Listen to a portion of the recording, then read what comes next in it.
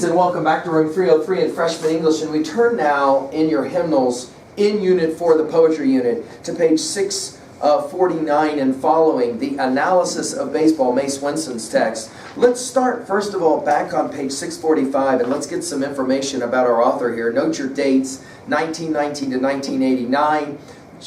May Swenson has been called one of the surest poets, clear-eyed and absolute. She was born in Logan, Utah, close to where we live, and attended Utah State University. After working for a while as a newspaper reporter, she moved to New York City, where she worked as an editor and as a college lecturer. Her poems were published in such magazines as The New Yorker, Harper's, and The Nation. Swenson also served as the chancellor of the Academy of American Poets from 1980 to 1989. So let's just say out loud, we are looking at poetic genius when we are looking at this analysis of baseball. Don't be fooled by the seeming simplicity of this text. We want to pay attention to all the ways that this text is going to be working. By the way, just so you see them on your page 648 and 649, these paintings of Lance Richburg, who is a great famous painter of baseball, an artist of baseball. Let's say a couple of things right away. And I said this in earlier texts, like for example, Rules of the Game, a text about chess.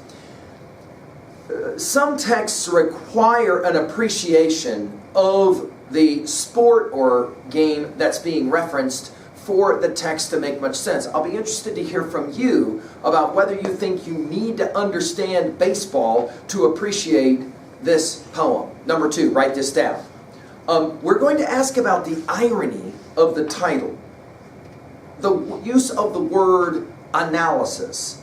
And when you analyze something, you break it apart into its separate parts, right? Into littler parts. Let's listen now to a reading of this analysis of baseball, and then we'll come back to annotate. Let's read. Analysis of Baseball by May Swenson. It's about the ball, the bat, and the mitt. Ball hits bat, or it hits mitt. Bat doesn't hit ball, bat meets it. Ball bounces off bat, flies air, or thuds ground, dud, or it fits mitt. Bat waits for ball to mate. Ball hates to take bat's bait. Ball flirts. Bat's late. Don't keep the date. Ball goes in, thwack, to mitt, and goes out, thwack, back to mitt. Ball fits mitt, but not all the time. Sometimes ball gets hit, pow, when bat meets it and sails to a place where mitt has to quit in disgrace. That's about the bases loaded, about 40,000 fans exploded. It's about the ball, the bat, the mitt, the bases, and the fans. It's done on a diamond, and for fun. It's about home, and it's about run. Now, again, to really appreciate this poem, it helps if you are a lover and an aficionado of the game of baseball, America's pastime as it's often been called. There's a huge debate right now, by the way, in the world of sport in America about whether something is happening to the game of baseball. For those of us who love the game of baseball, tragically this conversation is being had. There's a shift. And now Americans are less interested in seeing baseball as our national pastime and more interested in seeing the other two sports of football and the NFL and college football and, of course, basketball. But as we look at the game of baseball itself and we look at this poem, if you know a little bit about the game of baseball, then you can appreciate this poem. I want to start out, though, with the form. Take a look on page 649.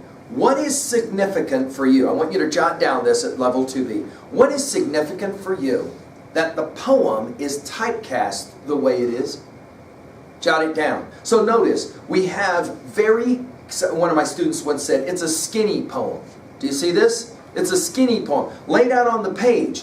For example, this poem could easily have had lines that run out 5, 6, 7 words, right? It's about the bat, it's about the ball, the bat, and the mitt is a single line. You could have written, you know what I'm saying? You could have written it all the way out, right? Ball hits bat or he hits mitt.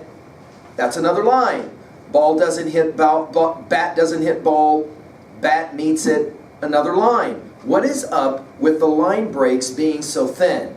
Two observations. One, obviously, baseball is played with a bat, and a bat is long and thin.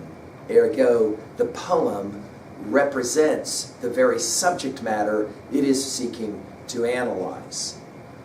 Two, think about the word analysis. What is analysis? It is a breaking down from larger to smaller parts. In exactly the same way, Swenson is playing a game here with us of a kind. In other words, let me analyze a sport by breaking it down into different parts by virtue of breaking up our lines that would normally be longer lines. Of course, it also emphasizes all of the sounds that are a huge part of this poem. As we were pointing out earlier, this is the point of emphasis for all of these texts we're studying now, sound devices. Notice mit, it, and on it goes, right? Notice the use of the word dud in parentheses, reminding us not only of E.E. Cummings, but also of the great Emily Dickinson as well. Notice internal rhyming as well within the lines. Mate, bait, late, date of the second stanza, and then the onomatopoeia of thwack,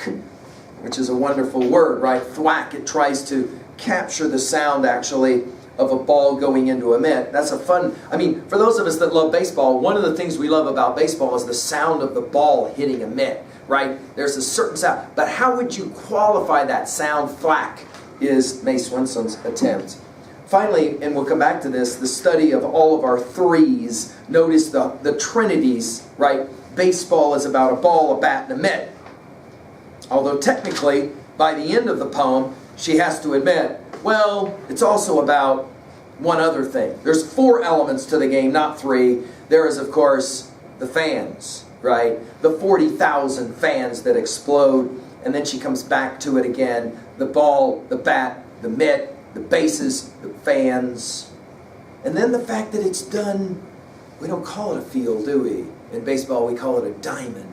And there's something beautiful about the fact that that is the term that is used, because diamonds are, of course, precious in our culture, right? They are as well tough, strong. So there's all kinds of interesting games being played. If you know that, of course, it's called a home run, then she's going to play with a bit of irony at the end. It's about home.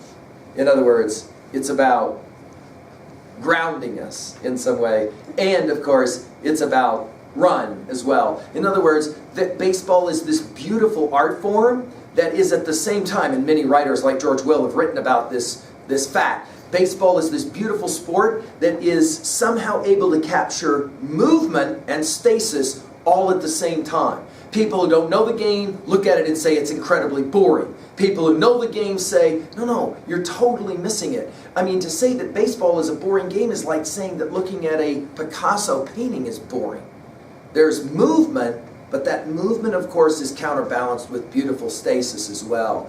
That is to say, it's a nice representation of life. I'll stop now, and we'll move on to the poem itself. Let's pay attention now at level 2 and 3.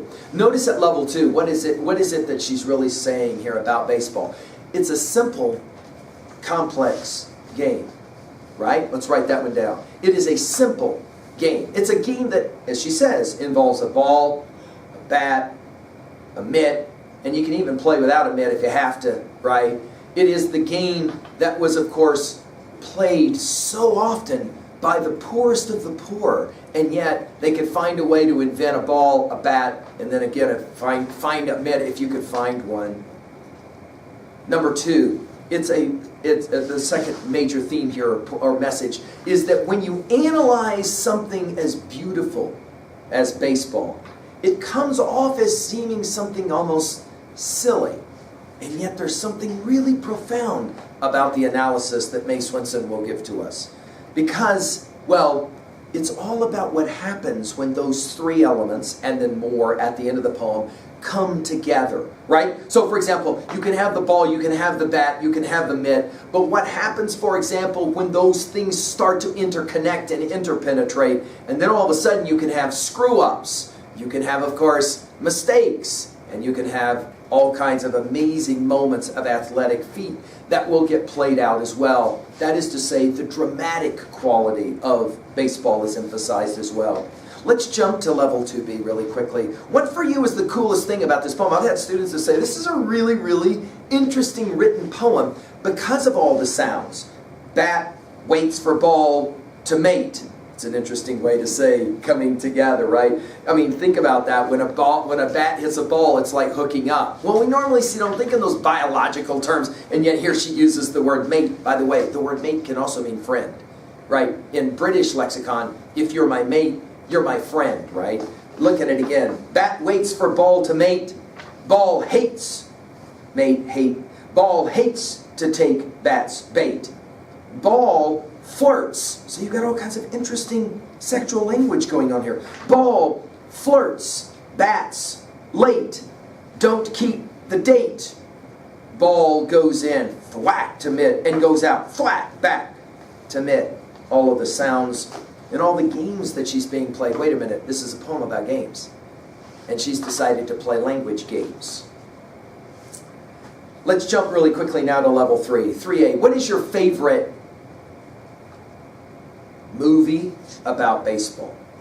Some will claim it is The Natural. Some will claim it's Bull Durham. For those of you that are not that are not baseball fans, please forgive those of us who get into major fights about the greatest film about baseball in the history of film. I personally believe it probably is Robert Redford's Natural, and I consider it to be one of the greatest works of art of all time in film. And for those of you that haven't seen it, I mean, it's an older film, but I would very much recommend it to you. Baseball is a beautiful sport in and of itself. And for those of you who, for example, are not into baseball, I'll ask this question then. What is for you your favorite movie or text about sport then? Right? So maybe for you it's a film like On Any Given Sunday, or it may be other kinds of films that capture some resonances of the sport that you love, right? When art meets sport. For those of you, for example, who don't know, the great documentary maker Ken Burns has made a classic study of the history of baseball. If I had my rathers, I would say every freshman in America would have to watch the entire series, and at the end of it, you would not only know about baseball, but you would know about America, and more particularly the Americans who made America. Because, as Mae Swenson points out, 40,000 people get together in a stadium to celebrate when bat meets ball and mitt. And there's something really profound about the drama of that as well. Let's jump to 3B and make some observations now at 3B. What is for you your whole view of sport? What's your view of baseball, if you have one? But what's your view of sport? Why is sport, let me ask this question, you can answer it in 3B for yourself. Why is sport such a big deal? I mean, I've heard students say, I can't believe how much everyone gets into sports in a small town like Worland. That's called America. That's called America. And for those of you that know anything about international sports, if you follow, for example, the World's Game, which is, of course, a different kind of football, soccer, and you follow, for example, a tournament like the World Cup, then you know about the ways in which people get really crazy about sports. Why? What do you think it is about sport? Is it just because we're by nature competitive people? Is it that we are by nature lovers of art form? And great sport is like great art. There's something profound about it. All of the emotions that are involved and the expectations. Watch this question. Which is more important, the athletes or the ones watching? The spectators. Because anytime you talk to ball players who are professionals, they are always quick to point out that without the fans, there would be no sport. It all comes down to the people watching. Is that true? Or is it really about the people performing? And is performing the right verb maybe there even to ask? Well, there you go, an introduction to Mae Swenson's classic. I hope you enjoyed the poem, and I hope you watch a baseball game soon too. Thank you.